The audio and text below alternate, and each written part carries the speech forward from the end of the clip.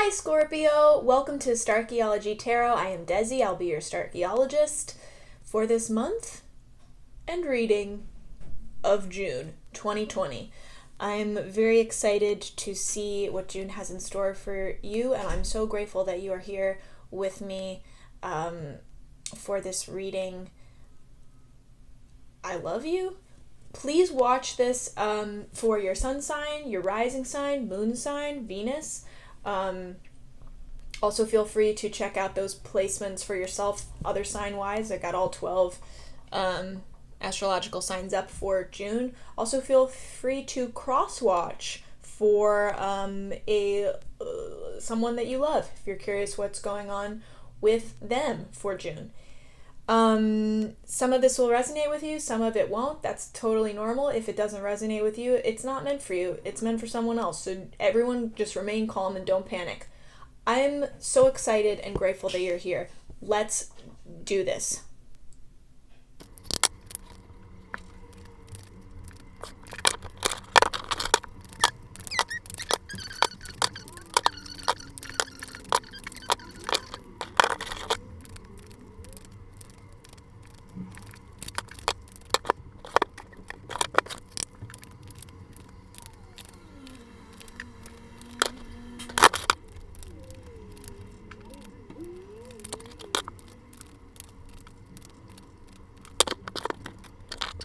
Scorpio, you start the month feeling some sort of conflict regarding a new beginning that you want to take, a first step that you want to take that is undoubtedly a risk. It is a leap of faith, and you,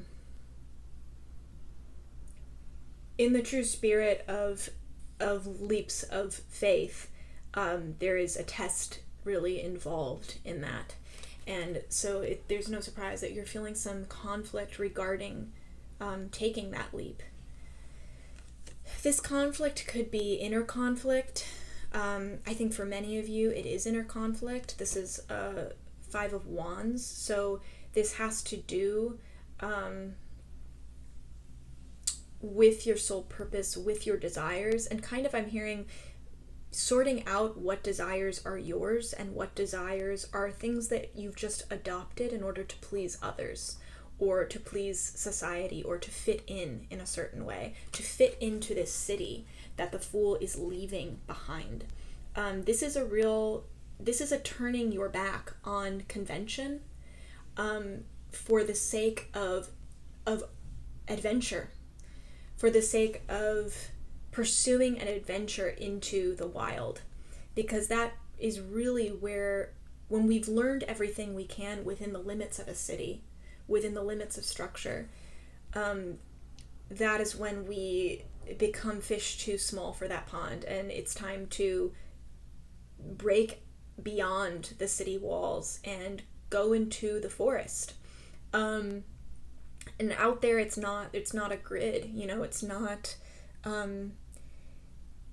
it's not so clearly structured that we're able to navigate it the way that we navigated that city, the way that we navigated the routine and structure of our lifestyle before.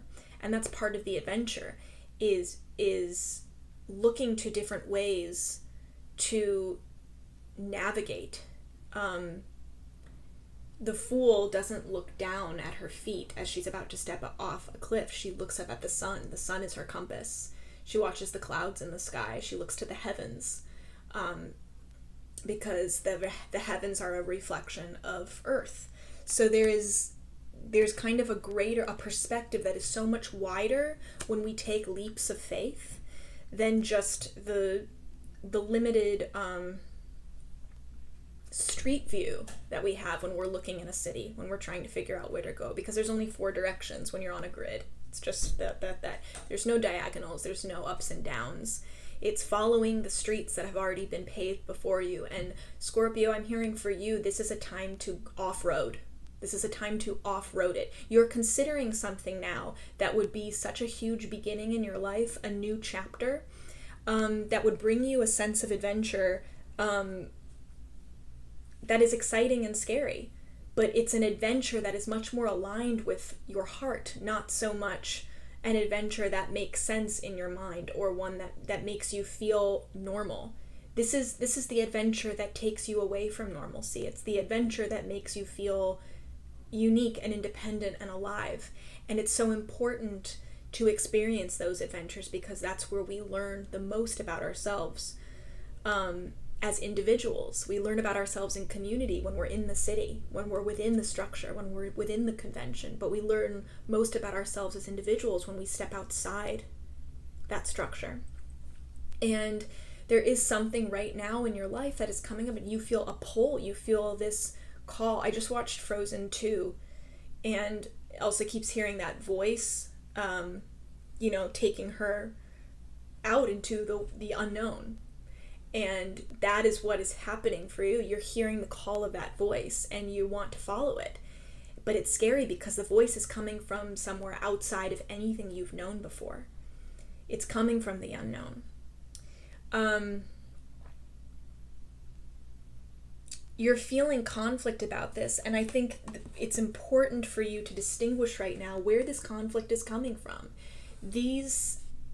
The Five of Wands appears when there is definite conflict, and this could be conflict with loved ones, with a partner who is trying to speak, has the best intentions, but is trying to speak sense to you. Something that, there's something about this new beginning, this leap of faith, that they can't feel that inner knowing that you feel about it. So they're really thinking through it very rationally with their brains. And of course, it's good to take those considerations and concerns into account. I also hear this being a parent for many of you, expressing certain types of concerns that are the concerns themselves live in the world of that city. They are products of living in a structured, limited world. So, it's hard to even know how to apply those to something that exists outside of that, to the unknown, to the wild. And these people, I think, have your good intentions at heart, but it's creating a real struggle for you, especially those of you who feel truly as people pleasers, who identify as people pleasers, because you want everyone to be happy. You want everyone to be happy with you taking this leap of faith and believing in you to take this leap of faith. But the thing about the Fool card is that not everyone is going to believe in you when you have a beginning like this, when you begin an adventure like this. There will be people who call you a fool. And that is part of the adventure. That's part of the breaking away from the group mind, from society's judgment on you or loved ones' judgment on you.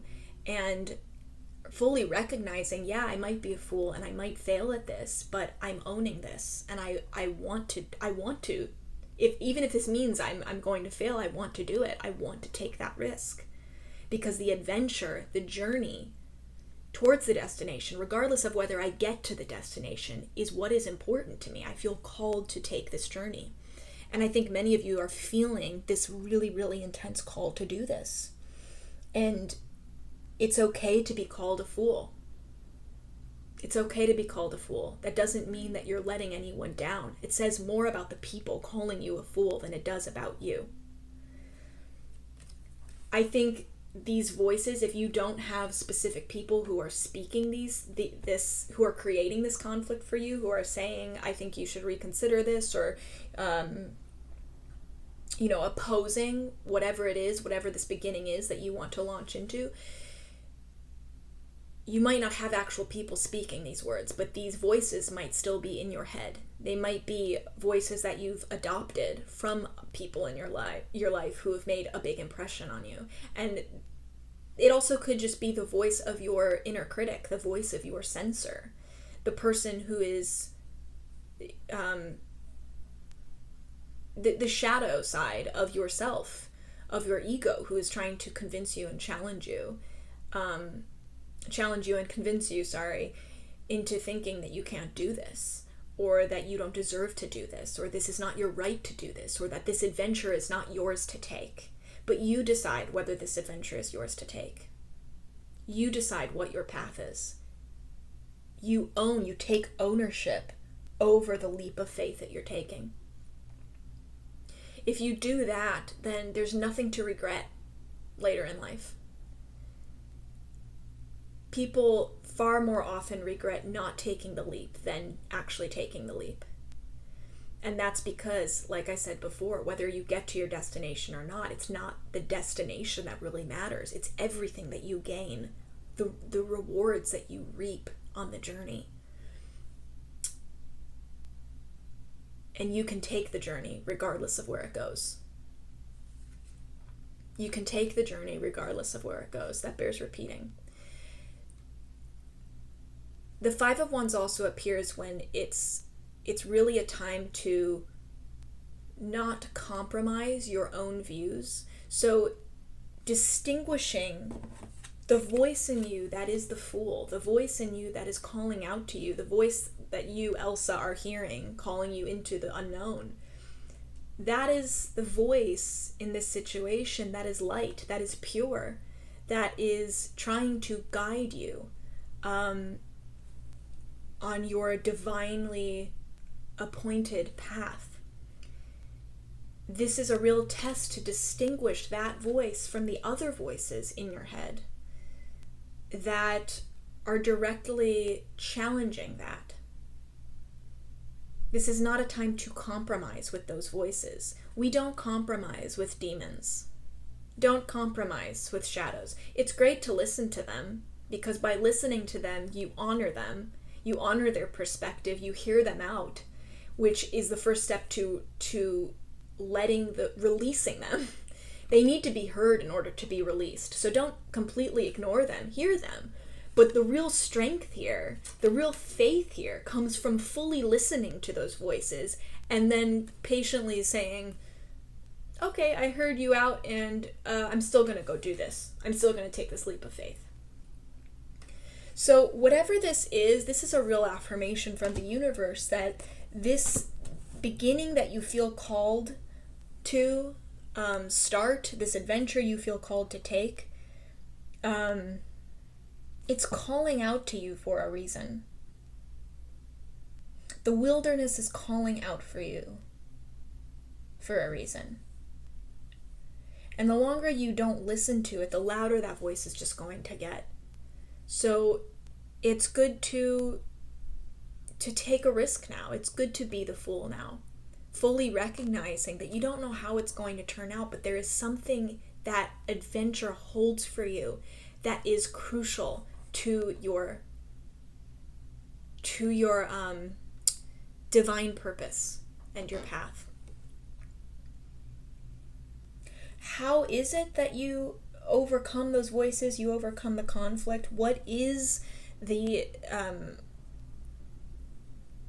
what does this leap of faith look like? How do you take this leap of faith? I think some of you are struggling with, you feel the call, but you're just like, well, I don't know where to go. Or I hear the call, but I can't really see the direction it's coming from. I don't know what direction to head, and I don't know what first step to take there, what actual action I can take to get there. And that's where we have the Six of Cups paired with the Ace of Pentacles here. This is the action that you need to take. This is saying that look to your past for very tangible resources for a new beginning. There is something in your past. It could be in your childhood,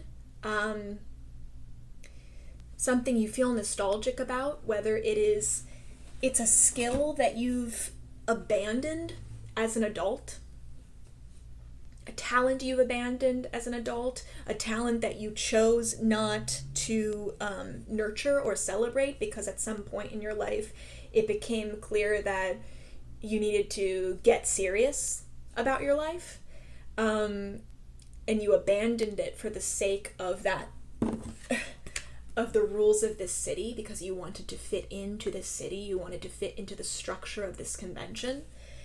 It could be a dream that you deemed to be not worth carrying with you into adulthood, because you were made to feel foolish for having it. There is nothing wrong with being the fool. There's nothing wrong with being the fool. Every dream, the journey to every dream involves looking foolish at some point. It involves failure. And really, it's naive. What is really naive is not looking like a fool or looking like a failure. What's really naive is choosing not to take the adventure for fear of looking like a fool. As if there is a possibility of doing anything other than that. As if it's even possible to take an adventure without looking like a fool at some point, to take a risk without looking like a fool at some point. That is a natural part, an organic part of the process of risk-taking, of leaps of faith, of having faith, of cultivating faith. But there's something very binding and limiting about the convention and logic of our society that makes us feel often like our dreams are foolish because we will look foolish pursuing them.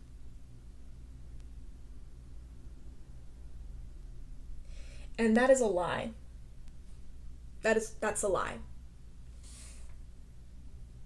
Look to your past because there is something there that is an important resource for you.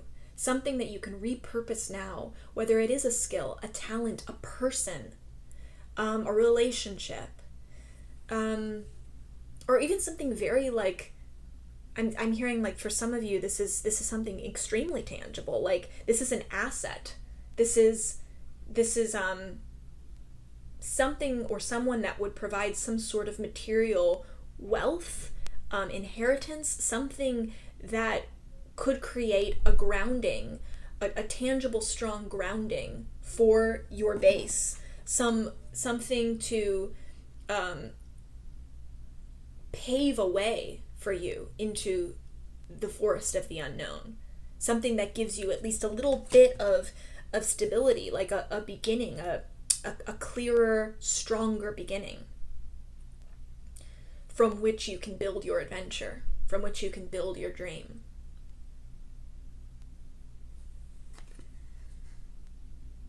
I also see this as being simply as I'm hearing look to your past, reconnect with your inner child.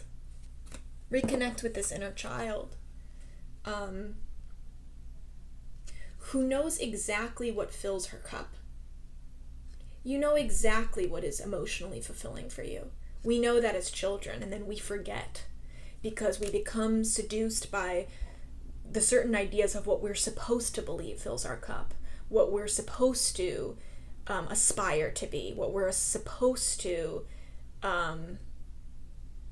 have, not be, in order to be complete, to feel complete. That's a real shift from childhood to adulthood of feeling I have to have this in order to feel happy, rather than I have to be this in order to be happy, to feel happy. A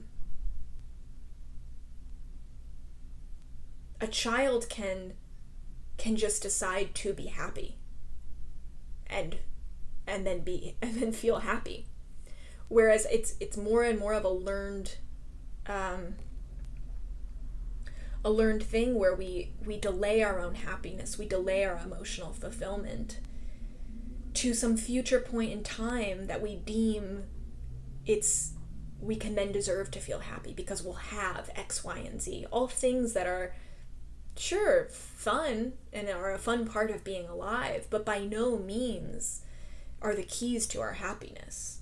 By no means determine whether or not we're allowed finally to feel happy, to feel emotionally fulfilled.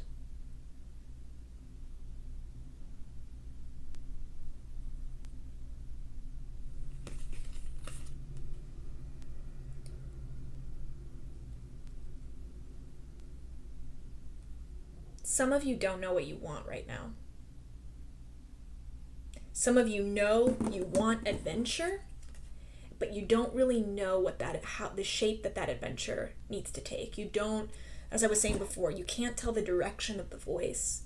You just know that there's something about that wild unknown that you need to explore. because you have felt bound by the routines and rules of your life thus far.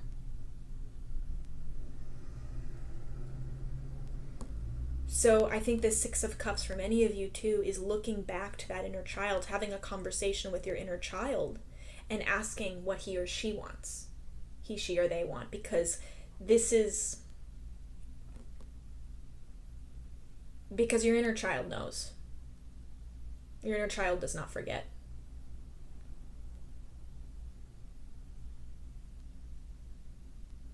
They know exactly what they dream of. They know exactly what fills their cup, and it's completely uncensored. It lives outside of convention. It's purely for the joy of that thing. Because that is the mind. That's the beauty of the naivete of being a child. And again, we're talking about naivete here. Being naive, which is just a step away from being foolish. Looking foolish, being naive. But there is real strength in being naive. There is real strength in sometimes looking like the fool, because that means that you are taking the adventures that you are here on earth to take. It is a sign that you're doing things right. So wipe that conflict away by reconnecting with that inner child, reconnecting with that inner you. That you at age 4, 5, 6, 7, 8, 9, 10, whatever it is, you know inherently which older version of yourself you need to have a conversation with. When that shift happened between being completely unbridled in the way that you fill your cup, the way that you dream, the way that you experience joy, and then when that shifted, when that became a little jaded, a little reined in, because you learned what it meant to be sensible and logical. There is a big divine reward waiting for you on the other side of this conversation with your inner child. On this, there's a big reward waiting for you at the end of this path into your past. This dip into your nostalgia. What are the things you're nostalgic about? Those are good clues. What are the things about childhood that you miss? Those are good clues for where you need to be focused now.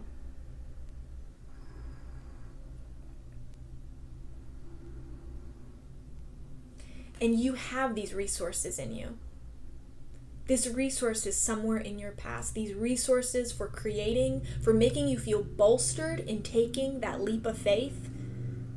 You have a grounding. You have a foundation already, and it's waiting for you in your past. It's waiting for you in your past. So look to your past to find this resource that is God-given. Again, whether it is a skill, whether it is a talent, whether it is just a passion that has been neglected, whether it is a person, a relationship, someone, something from your past coming back to remind you of who you really are and what your purpose is here. That is the message from Spirit for that.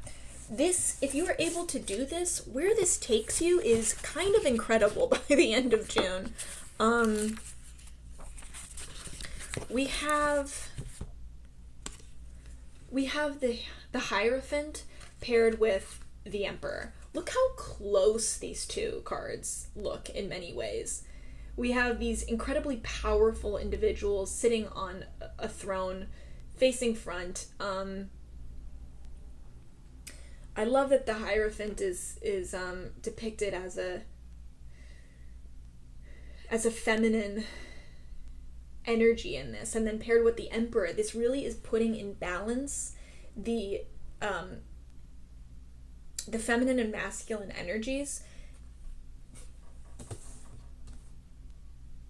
in a way that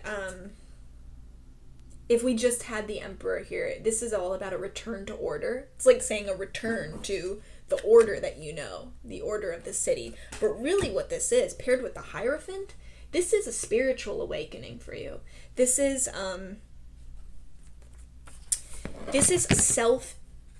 self-expansion.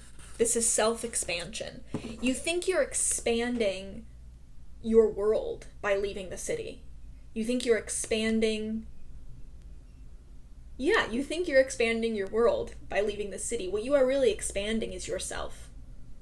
Is the concept of yourself. You're expanding yourself as a container for joy. You're expanding yourself as a container. You're expanding the depth of yourself as a container for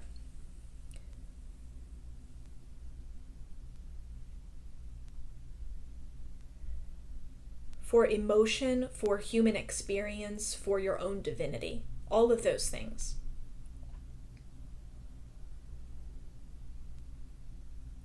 So you come out of this experience, this adventure. By taking this adventure, you're not just turning around and going back to the city. That's not what a return to order means here. It actually means applying order to this spiritual expansion, to this self-expansion. The tools that you learn by living in the city, because there is something important that we learn there about how to exist with others and about how to feel secure in the world, in this 3D world, in this human experience, how to feel secure in this human experience, having worldly ambition in terms of worldly, earthly things like a good job, money, and being in control of those things. But this, paired with this, it's like saying, applying all of that to your spiritual growth as well. Not needing just the things of the city, those value, those metrics that we use to measure our security, our stability in the world. Not just needing those to feel in control, but having this spiritual depth, this spiritual education that brings you more control and security than you ever thought possible within the walls of that city. This is a self-realization, and you're getting a grasp on this self-realization. You're expanding you. You're expanding your world. You're expanding you. It's interesting too, because the Hierophant appears specifically in regards to community and unity. Sometimes bigger institutions and convention in that way, like tradition. So it's kind of, I'm seeing this as being like a more spiritual understanding too of you in relation to others, and how when you do something for someone else, you're doing it, the law of karma dictates that what you give away, you give to yourself. Will always come back to you. You're realizing this on this adventure that you're going to take. This is going to open up your eyes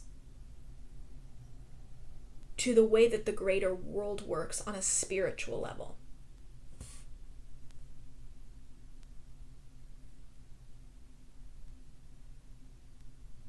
The Emperor is like,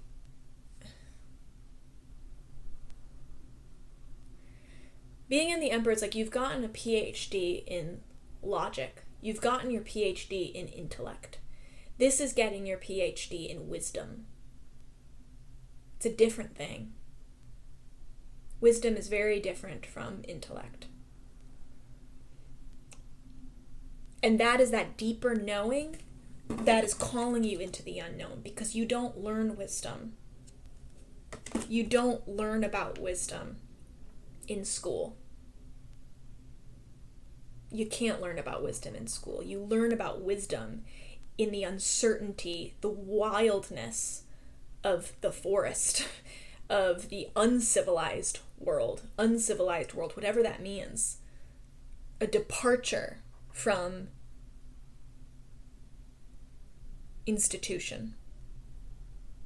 which often the Hierophant directly means too. This often means having not only learning from institutions, like expanding your education. I think many of you, I think part of this adventure for you does mean going back to school about something, like you really are becoming a student again. But I think many of you, it actually means turning your back on institution and letting something else be your schooling, letting something new be your school that is not a traditional school by any means, but somewhere or something or someone from whom you will do some of the greatest learning of your life. An experience, an adventure from which you will get some of the greatest education of your life. This is expansive. This also aligns you with your spiritual mission in life. If you don't have a sense of the divinity that is you, if you don't feel connected to something greater than yourself, this is a marriage between your logical mind and your wise higher self. This is learning about yourself in the context, in a spiritual context, if you haven't delved into that before. Or even if you have, this is just the deepening of your understanding of yourself in a much larger spiritual context. Not just in an earthly one. And I'm hearing that the earthly perspective of yourself, the view of yourself as a part of this world versus being a part of this energy, a part of this consciousness. It's a difference between seeing yourself as a cog in the wheel that is the world versus a cog in the whatever it is, the mystery of all that there is, of consciousness, of energy. And that is the shift in understanding and of how you see yourself that is happening right now for you by the end of June. That coincides, that is a direct result of this adventure that you take into the wilderness. A direct result of you taking the risk to be the fool, deciding you're going to be a fool, and it's okay. Because you know how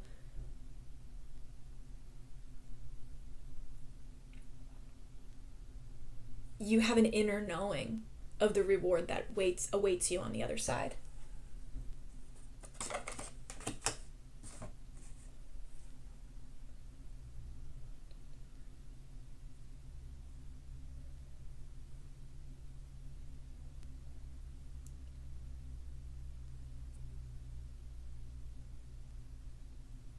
This is a balancing between your wisdom and your intellect.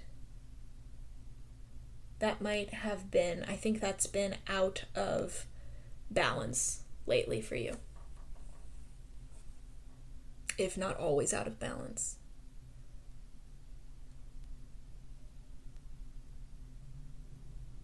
It's time to be uncompromising. It's time to be rigid. It's time to put in order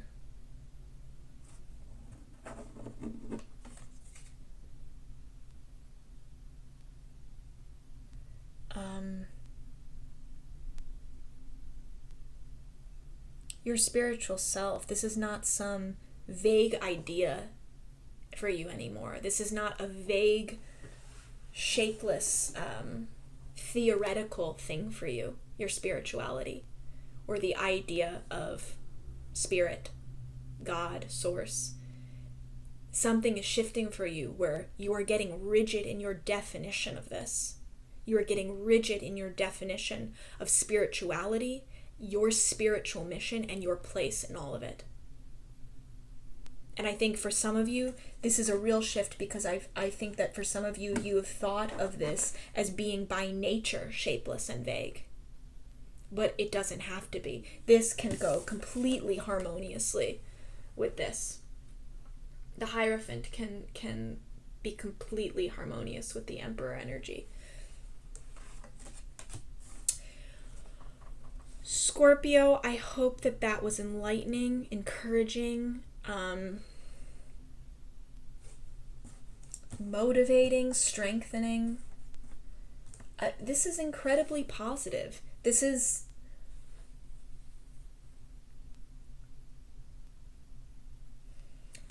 June has the potential to be a new chapter for you. It has the potential to introduce you to a new adventure, challenge you to take a new adventure that is unlike any adventure you've taken before in your life. So I encourage you to take it. And I wish for the wind to be at your back as you take it, so that it lifts you up when you take that leap of faith and carries you. I think that there's real reward in waiting in this risk for you. And that is what Source, that's what Spirit is confirming right now. So if this was the boost that you needed, I'm so grateful that you're here and you happen to catch this reading. If you liked this reading, please like and subscribe. Share with anyone, share Starchaeology Tarot with anyone that you think could use a little encouragement, upliftment, enlightenment right now. That is why I created this channel. That is what I'm